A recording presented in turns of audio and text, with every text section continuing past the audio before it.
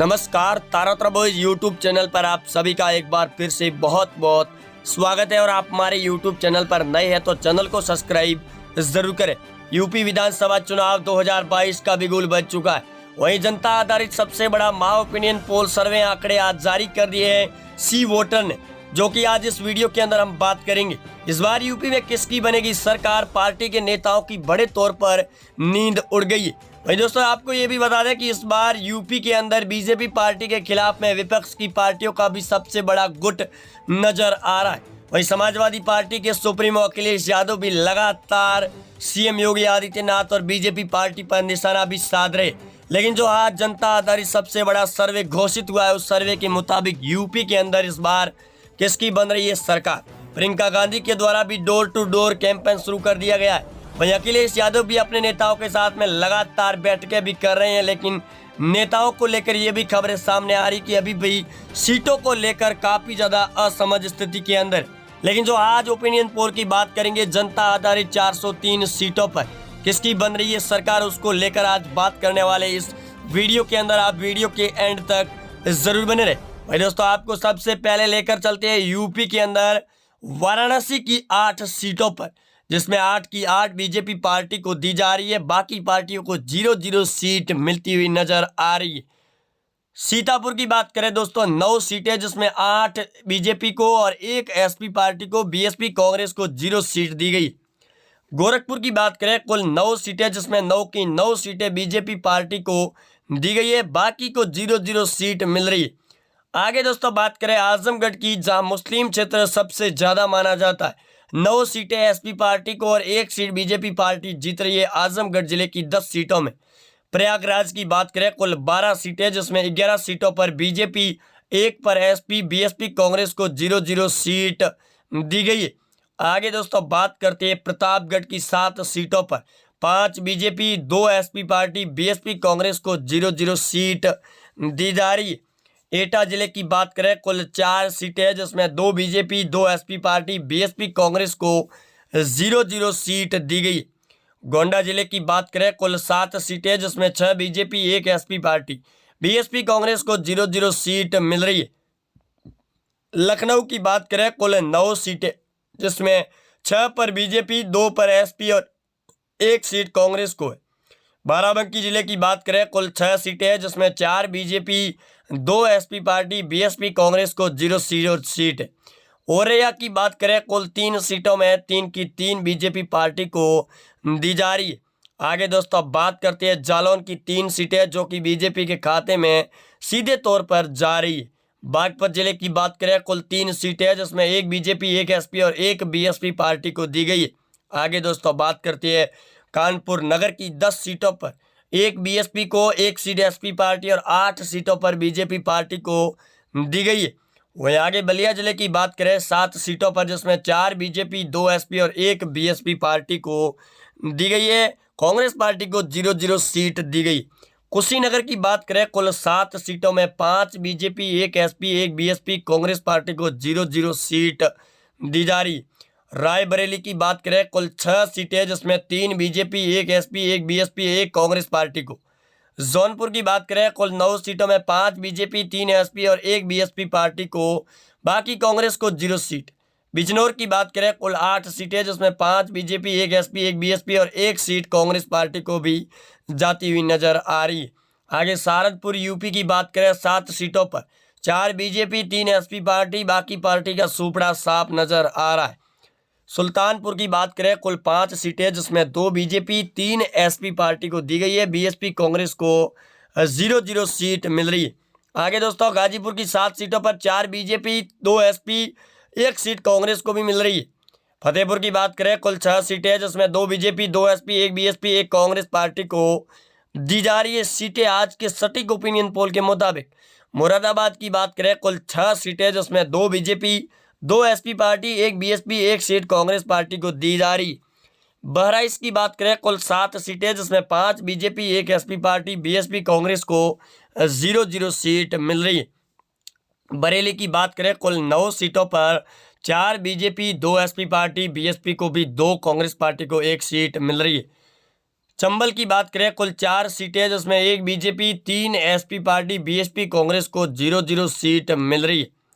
आगे दोस्तों बात करें अयोध्या की 5 सीटें जो 5 की 5 बीजेपी पार्टी के खाते में दी जा रही है। वही दोस्तों आगे बात करते हैं अयोध्या के बाद में हरदोई जिले की 8 सीटों पर जिसमें 5 बीजेपी, 2 एसपी और 1 बीएसपी कांग्रेस पार्टी को 0-0 सीट दी गई। उन्नाव जिले की बात 2 सीटें जो 2 की 2 बीजेपी पार्टी के खाते में सीधे तौर पर जारी। लखीमपुर की बात करें, कुल 8 सीटें जिसमें 5 BJP, 2 SP, 1 BSP, 1 seat Congress party के खाते में भी लखीमपुर विधानसभा क्षेत्र से जाती हुई नजर आ रही। मेरठ जिले की बात करें, कुल 7 सीटें जिसमें 5 बीजेपी, 1 एसपी और 1 बीएसपी, कांग्रेस को 0-0 सीट मिल रही है।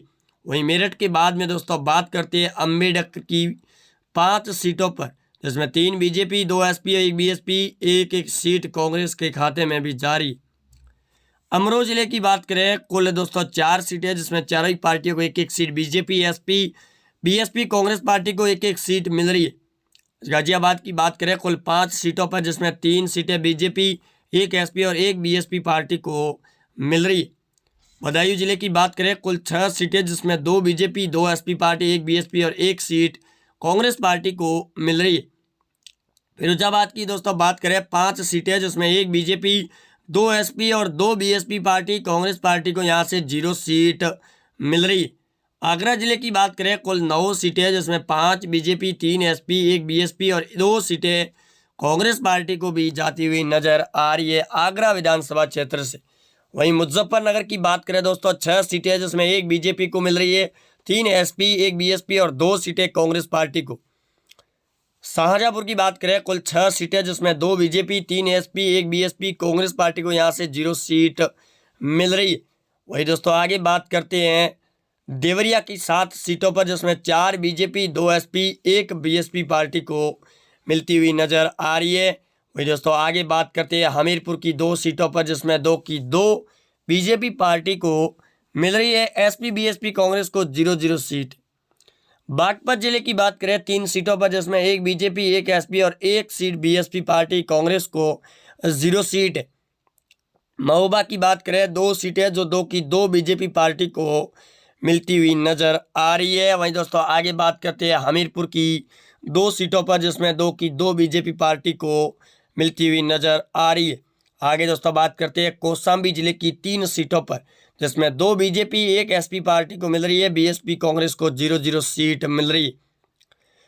औरैया की बात करें, कुल 3 सीटें हैं जिसमें 1 बीजेपी, 1 एसपी और 1 सीट बीएसपी पार्टी, कांग्रेस को 0 सीट मिलती हुई नजर आ रही है। वहीं दोस्तों आगे बात करते हैं अमेठी की 4 सीटों पर 3 सीटें बीजेपी को, 1 एसपी, बीएसपी, कांग्रेस को 0-0 सीट मिल रही है।